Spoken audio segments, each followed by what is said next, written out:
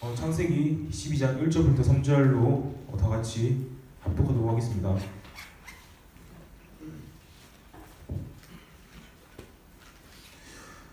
시작.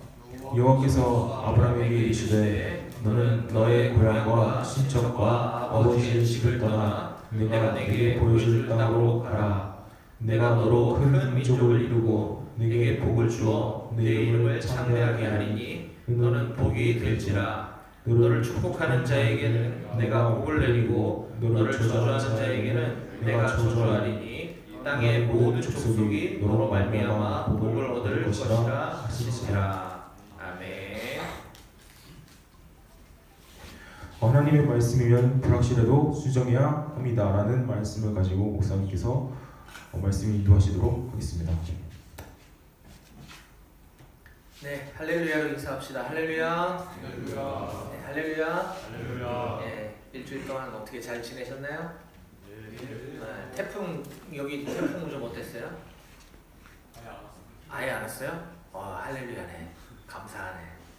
네, 태풍이 우리나라를 밑에서 위로 관통하는 건 처음이라고 하죠. 그래서 많은 피해들이 좀 있었던 것 같은데 여러분들 고향에 계신 부모님들 안전하신지 안부 전화 드렸을 것 같습니다. 어쨌거나 이런 피해가 있어서는 안 되는데 우리가 기도하면 또 불가능한 일이 없으니까 또 하나님께서 잘 지켜주실 줄로 믿습니다. 이게 한번 지나고 끝나는 게 아니라 또 다른 태풍이 또 올 수도 있기 때문에 우리가 계속 대비를 해야 되고 또 기도도 많이 해야 될 줄은 믿습니다. 저는 내일부터 2박 3일 동안 그 직장인 분들, 그러니까 일반 그 회사원 또 주부 우리 그 직장인 성경 공부 선교회 회원들과 함께 한 40여 명이 강원도 영월로 수련회를 갔다 옵니다. 2박 3일. 그래서 가서 은혜의 시간 될 수 있도록 여러분들 기도해 주시고, 그분들이 지금 아직 우리 간부님들하고 구체적으로 논의는 못했지만 아마 가을쯤에 10월 말 11월 초쯤에 한번 또 우리 부대를 위임은 아마 하게 될 것 같아요. 그래서 수련회가 은혜롭게 잘 끝날 수 있도록 기도해 주시고, 또 가을에 있을 위문 방문을 위해서도 기도해 주시면 좋겠습니다. 그래서 참고로 제가 좀 준비해야 될 부분들이 있어서 오늘 오후 성경 공부는 30분만 좀 앞당겨서 1시부터 좀 시작하도록 하겠습니다. 혹시 제한되는 사람 있나요? 1시? 괜찮나요? 네네. 오늘 오후 성경 공부를 1시에 시작합니다. 그리고 지금까지 함께 참여하지 못했던 용사들도 지금부터 참여해도 괜찮습니다. 우리가 책도 지금 다 준비가 되어 있기 때문에 책도 무료로 다 드리니까 나도 성경 공부 배워보고 싶다 하시면 1시에, 오늘은 1시, 또 평상시에는 1시 반에 있으니까 우리 간부님들이나 군종병한테 얘기하시고 함께 참여해 주시면 좋겠습니다. 자, 지난주에는 우리가 창세기 11장을 함께 나눴습니다. 좀 짧게 나눴었는데요. 좀 복습을 좀 할 필요가 있어서 지난주 말씀은 인간의 반복되는 죄와 하나님의 일하심이라는 제목으로 말씀을 나눴습니다.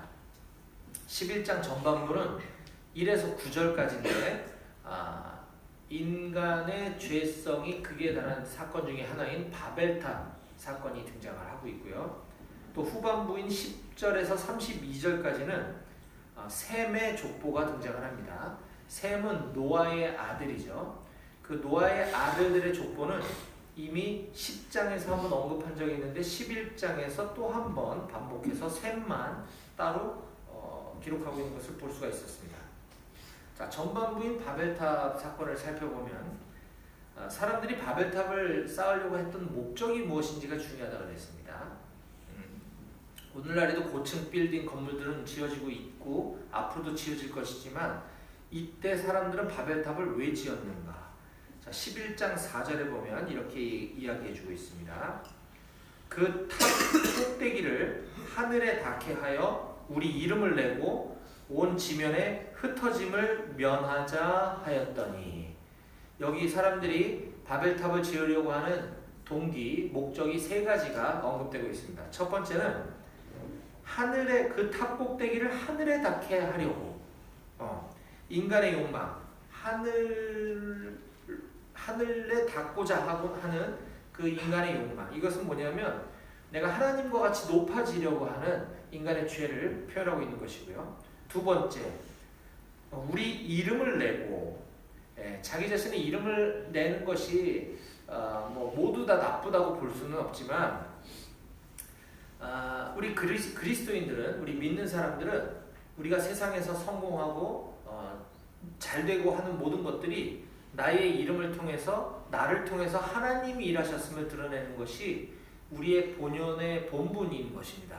그런데 하나님은 쏙 빠지고 나의 이름만 높이려고 하는 것이 인간이 얼마나 교만한가를 보여주고 있는 단편적인 예라고 할 수 있습니다. 자기가 높아지고 자기가 영광을 받으려고 하는 것은 하나님이 영광 받으셔야 될 그 자리에 내가 앉으려고 하는 것이죠. 또 세 번째 동기는 온 지면에 흩어짐을 면하자라고 이야기하고 있습니다. 앞서 말씀드렸던 것처럼 뭉치면 살고 흩어지면 죽는다. 그래서 흩어지지 말자, 이런 차원이 아니라 그랬습니다. 여기서 흩어짐을 면하자라고 하는 것은 하나님의 명령에 정면으로 도전하는 거라고 했습니다. 왜냐하면 창세기는 반복적으로 하나님께서 강조하고 계신 부분이 있는데 뭐냐 하면 생육하고 번성하여 땅에 충만하라 라는 것입니다. 이것은 하나님의 축복인 동시에 명령인 것이죠. 창세기 1장 28절에도 이와 같은 말씀을 하고 계시고 8장 17절, 9장 1절, 9장 7절 이렇게 하나님은 여러 번 생육하고 번성하여 땅에 충만하라 라고 말씀하십니다. 생육하고 번성해서 땅에 충만하려면 흩어져야 되는 것이거든요. 그런데 우리는 흩어지지 않을 거야 라고 하는 것은, 그리고 여기서 바벨탑을 지으면서 이야기를 하는 것은 뜬금없이 이야기가 괜히 나온 것이 아니라 하나님 말씀을 우리는 지킬 수 없다 라고 하는 도전인 것입니다. 이처럼 인간들의 여러 가지 죄성들이 인간들의 여러 가지 죄의 문제가 한 곳에 집약되어 있는, 죄송합니다. 이게 감기가 아니고 목이 뭐가 들어가서 인간들의 죄의 문제가 집대성되어 있는 이 바벨탑을 쌓으려고 하는 이 모습을 보다 못한 하나님께서는 친히 가만둘 수가 없어서 이 땅에 내려오십니다. 이 땅에 내려오신 하나님께서는 그들의 언어를 혼잡하게 함으로써, 즉 대화가 통하지 못하게 함으로써 그들을 온 지면에 흩으셨다라고 성경에 기록하고 있습니다. 원래 최초에 인류가 창조됐을 때는 언어가 하나였기 때문에 말이 다 통했었는데 이 바벨탑 사건 이후로 이제 세계 각국의 언어로 서로 이제 소통이 어려워지게 된 것이죠. 자, 마찬가지로 이들의 죄의 문제를 해결하기 위해 하나님께서 내려오신 것처럼 이 땅에 우리 죄인인 우리의 죄의 문제를 해결해 주시기 위해서 이 땅에 동일하게 사람의 모습으로 내려오신 분이 바로 예수님이라고 했습니다. 이 창세기에서 하나님은 인간의 죄의 문제를 해결하기 위해서 흩으시고 약간 징벌적인 성격으로 내려오셨다고 한다면, 우리 성육신 사람의 모습으로 오신 하나님 예수님께서는 사랑의 하나님으로서 우리의 죄를 대신 짊어지기 위해서 이 땅에 내려오셨다라는 것입니다. 즉 우리 인간은 어떤 노력이나 우리의 기술, 우리가 가진 능력으로 하늘에 도달할 수는 없고 하나님께서 친히 우리를 찾아와 주셔야지만 그것이 가능하다라고 했습니다. 그러한 예수님의 사랑을 우리 모두는 기억하고 예수님을 나의 주인, 나의 구주로 모시고 살아가는 여러분이 다 되실 수 있기를 주님의 이름으로 축복합니다. 네, 창세기 11장의 또 두 번째 단락에 해당하는 셈의 족보는 11장 10절부터 등장하는데요. 여기 이제 계속 셈은 누구를 낳고 쭉 내려오다가 맨 마지막에 27절에서 셈의 족보는 이렇게 마무리가 됩니다. 데라의 족보는 이러하니라. 셈으로부터 쭉 흘러내려서 이제 데라까지 온 거고요. 데라의 족보는 이러하니라. 데라는 아브람과 나홀과 하란을 낳고 하란은 롯을 낳았으며. 여기 이제 아브람이라고 하는 사람이 등장을 합니다. 우리가 믿음의 조상으로 여기고 있는 이 아브람을 등장시키기 위해 셈의 족보를 다시 한번 반복해주고 있다라고 했습니다. 그 앞에 바벨탑을 쌓으려 했던 인간의 불순종, 불신앙의 모습들과 대비시키기 위해 하나님께서는 믿음의 사람, 믿음의 조상으로 아브람을 등장시키고 아브람을 선택해 주시는 모습을 우리에게 보여주는 장면이다라고 했습니다. 우리도 이 믿음의 조상인 아브람의 영적 계보를 따라 오늘 이 자리에서 하나님을 예배하고 있는 줄 믿습니다. 그렇다면 우리도 모두 다 계속해서 이 믿음의 계보를 이어가는 삶을 살아야만 할 것입니다. 그렇게 살아가기를 주님의 이름으로 축복합니다. 자, 이제 오늘은 12장을 한꺼번에 하기가 조금 버거워서 오늘과 다음 주 두 번에 걸쳐서 창세기 12장 말씀을 살펴보도록 하겠습니다. 창세기 12장은 크게 세 부분으로 구분해 볼 수가 있는데요. 1에서 3절, 오늘 우리가 읽었던 본문이 1절에서 3절은 하나님께서 선택해 주시고 불러주시고 또 복을 주시는 장면이 나와 있습니다. 그리고 4절에서 9절은 그렇게 선택받은 사람 아브람, 하나님께서 복 주시고 선택해 주신 사람은 여호와의 말씀을 따라 살아가야 된다라는 모습을 우리가 아브람을 통해서 볼 수가 있습니다. 또 10절부터 20절까지는 그렇게 하나님께서 특별한 은혜를 부어주셔서 선택해 주시고 그 말씀에 순종하여 믿음의 길을 걸어갔던 사람도 연약하고 부족해서 넘어질 수가 있다라는 모습을 우리에게 보여줍니다.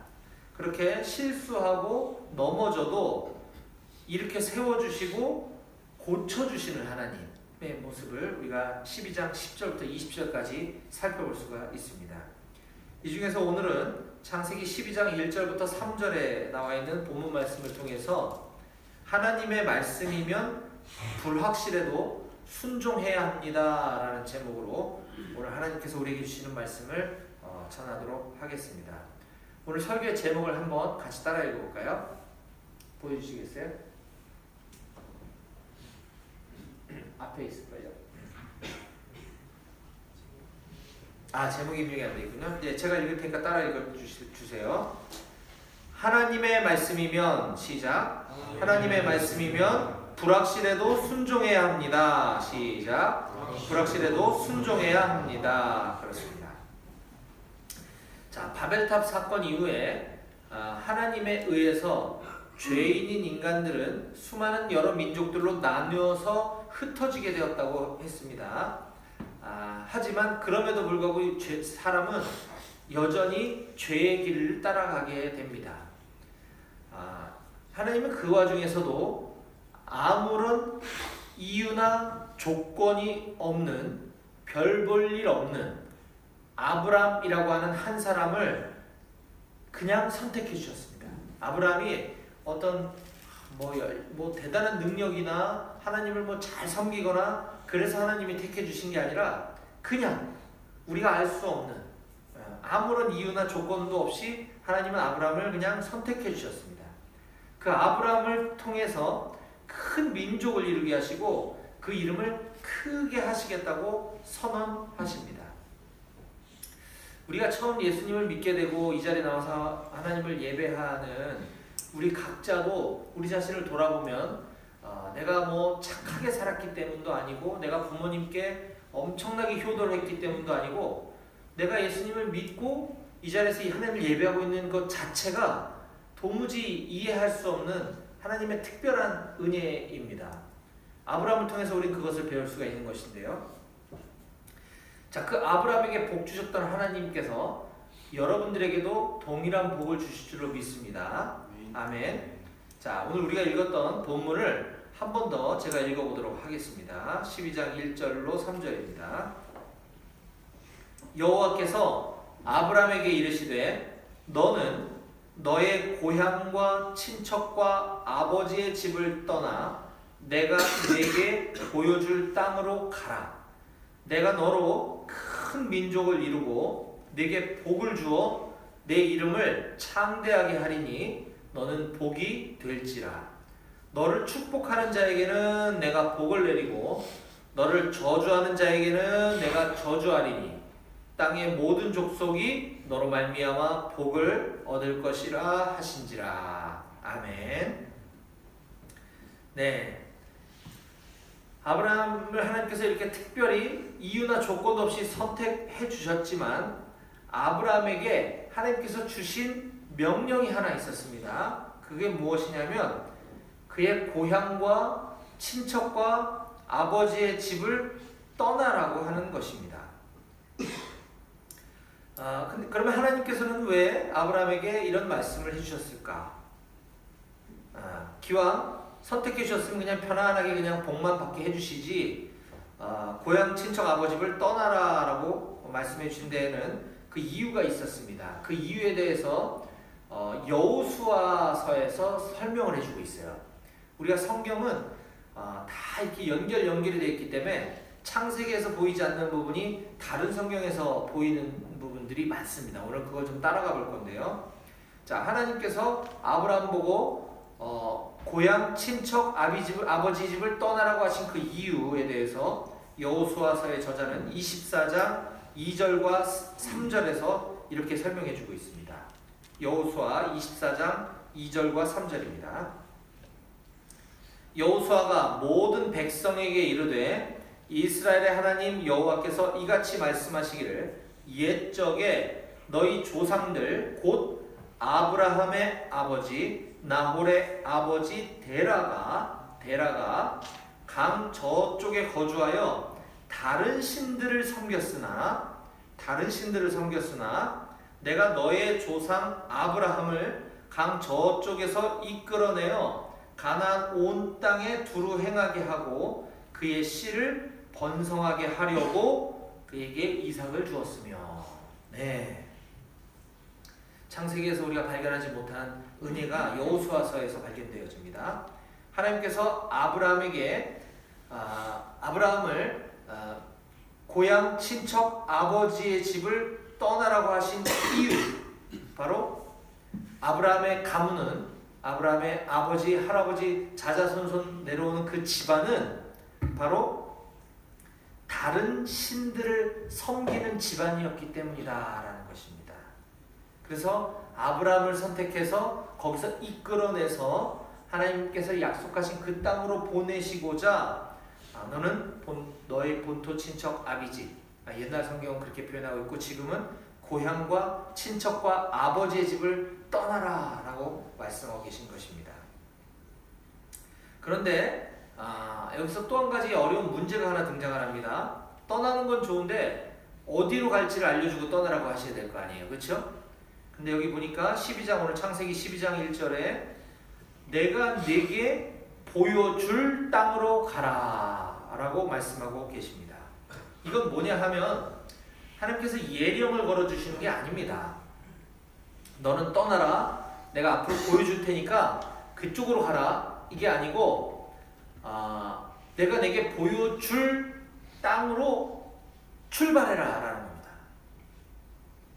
무슨 좀 어렵죠? 자, 우리는 여기서 출발해서 어디로 갈 건지를 알고 출발을 하는데 하나님께서는 내가 나중에 보여줄 테니까 너는 일단 출발해 라고 하는 것입니다.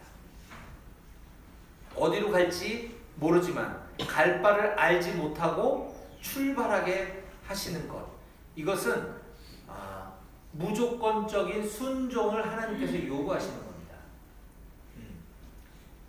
우리가 그 출애굽 백성이 홍해를 건널 때 홍해 바다가 갈라질 거다라는 것을 말로만 들었지 바다가 갈라진 다음에 거길 건너간 것이 아니라 물이 있는 그 상태로 발을 내디뎠을 때 홍해가 갈라졌던 것입니다. 이게 굉장히 중요한 겁니다. 하나님께서는 홍해를 먼저 열어주시고 건너게 하신 것이 아니라 그냥 강물이 그대로 있는 채로 내가 저 물이 갈라지게 할 테니까 그 사이로 건너가라 했을 때 사람들은 먼저 강물에 발을 내디뎠던 것이죠. 그때 하나님이 강물을 갈라지게 만드시는 기적을 보여주시는 것입니다. 마찬가지로 오늘 아브라함에게도 보여줄 땅으로 떠나라 라는 말씀을 하십니다. 바로 이것이 믿음이다라고 하는 것을 우리들에게 가르쳐주고 계신 것입니다. 먼저 보고 믿는 것은 믿음이 아니죠. 그건 누구나 할 수 있지 않습니까? 네. 먼저 다 머리로 이해되고 나서 믿는 것은 믿음이 아닙니다. 믿음은 하나님께서 주시는 것이고 우리가 이해되지 않고 우리가 볼 수 없어도 그것에 반응하는 것이 믿음이다라고 하는 것을 오늘 우리들에게 가르쳐주고 계십니다. 이것에 대해서 저 뒤에 신약에 가면 히브리서 저자는 이렇게 우리들에게 설명해 줍니다. 히브리서 11장 1절입니다. 믿음은 바라는 것들의 실상이요 보이지 않는 것들의 증거니. 이게 좀 어려운 실상 이런 말이 나오는데 이 부분을 새번역 성경으로 다시 읽어보면 이렇습니다. 믿음은 바라는 것들의 확신이요 보이지 않는 것들의 증거입니다.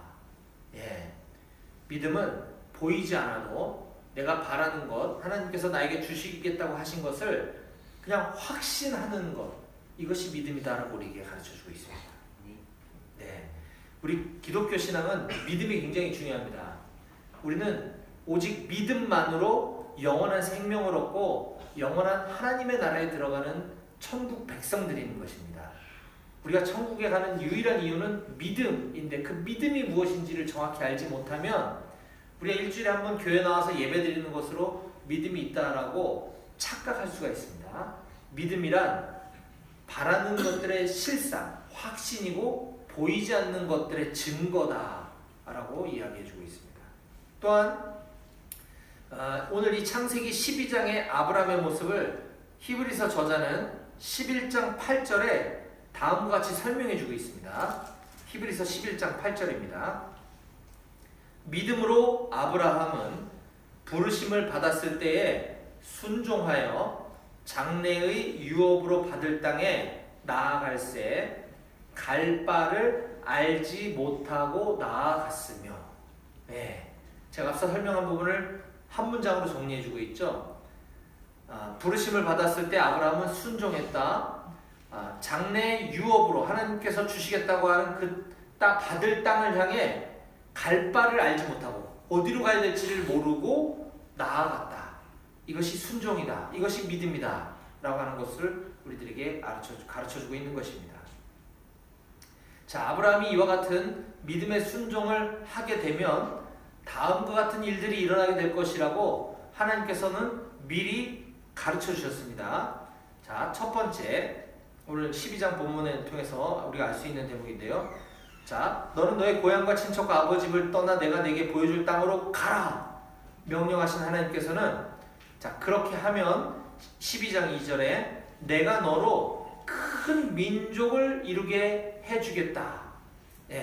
하나님께 세 가지 약속을 해주시고 계신데요. 첫 번째 약속은 내가 너로 큰 민족을 이루게 해주시겠다라는 말씀입니다. 자, 지난주에 보았던 창세기 11장 29절과 30절에 보면 아브라함이 출생하게 되는 그 족보를 소개하면서 다음과 같은 힌트를 우리들에게 미리 보여준 게 있습니다. 자, 11장 29, 30절입니다. 아브라함과 나홀이 장가들었으니 아브라함의 아내 이름은 사레며 나홀의 아내 이름은 밀가니 하란의 딸이요 하란은 밀가의 아버지며 또 이스가의 아버지더라. 복잡한 족보긴 하지만 자, 사레가 아브라함의 아내라는 걸 얘기하는 거예요. 그냥 자, 사레는 임신하지 못함으로 자식이 없었더라. 아브라함의 출생을 소개하는 그 족보 끝부분에 굳이 이야기를 왜 했을까요? 아브라함은 장가들었다. 사레한테 장가들었다. 사레가 아브라함의 아내가 됐는데 그 사레는 임신하지 못하는 불임 여성이었다. 이 얘기를 하고 있는 거죠. 그리고 나서 오늘 12장에 내가 너로 큰 민족을 이루게 해주겠다. 이게 모순 아닙니까? 그렇죠. 하나님께서는 지금 불임인 임신을 하지 못하는 아내를 둔 아브라함에게 큰 민족을 이루게 해주겠다는 말도 안 되는 황당한 말씀을 해주고 계신 것입니다. 하지만 하나님께서 이렇게 말씀해 주시면 불가능한 일은 없는 줄로 믿으시기 바랍니다. 아멘. 네. 아브라함이 이 황당한 하나님의 말씀을 믿었을까요? 안 믿었을까요? 믿었죠. 로마서의 저자가 이 부분을 또 이렇게 보충 설명해 줍니다. 로마서 4장 17절 이하입니다. 기록된 바 내가 너를 많은 민족의 조상으로 세웠다 하심과 같으니 그가 믿은 바, 여기서 그는 아브라함이죠. 그가 믿은 바 하나님은 죽은 자를 살리시며 없는 것을 있는 것으로 부르시는 이시니라. 아브라함이 바랄 수 없는 중에 바라고 믿었으니 이는 내 후손이 이 같으리라 하신 말씀대로 많은 민족의 조상이 되게 하려 하심이라. 자, 아브라함이 바랄 수 없는 중에 바랬다, 믿었다 라고 얘기합니다. 아내가 임신하지 못하는 여성이니까 바랄 수 없는 상황이었겠죠. 그 와중에서도 아브라함은 믿었으니 이는 내 후손이 이같이 많으리라 하신 말씀대로 많은 민족의 조상이 되게 하려 하심이라. 그가 100세나 되어 100세, 이때 당시에는 수명이 지금보다 조금 길었지만 그럼에도 불구하고 100세의 아들을 낳는 경우는 거의 없었죠. 자기 몸이 죽은 것 같고 사라의 태가 죽은 것 같음을 알고도 믿음이 약하여지지 아니하고 믿음이 없어 하나님의 약속을 의심하지 않고 믿음으로 견고하여져서 하나님께 영광을 돌리며 약속하신 그것을 또한 능히 이루실 줄을 확신하였으니 그러므로 그것이 그에게 아브라함에게 의로 여겨졌느니라. 아멘. 로마서의 저자가 아브라함이 이것을 믿었다라고 단정적으로 확신해서 설명해주고 있는 장면이죠. 하나님의 그 약속은 너로 큰 민족을 이루게 해주겠다고 하신 그 약속은 후에 이삭을 아들로 주심으로써 시작이 되고 이삭을 통해 야곱을 낳고 또 야곱이 70명이나 되는 가족을 이끌고 애굽으로 내려간 지 400년 만에 성인 장정만 69만 명이나 되는 엄청난 민족. 성인 장정이 69만 명이면 거기 여자들의 수는 포함되어 있지 않고 아이들의 수도 포함되어 있지 않기 때문에 대략 200만 명 이상은 되었을 거다라고 추정합니다. 이와 같이 창세기 12장에서 하나님께서 말씀하신 그 약속이 실제로 이렇게 성취되는 것을 성경은 우리들에게 보여줍니다. 자, 하나님의 말씀은 이처럼 하나님의 때에 한치의 오차도 없이 정확히 이루어지는 것을 믿으시기 바랍니다. 그것이 비록 우리 눈에 더디게 보이고 당장은 이루어지지 않는 것처럼 보일지라도 하나님의 말씀은 반드시 이루어집니다. 그것이 바로 성경 말씀이죠.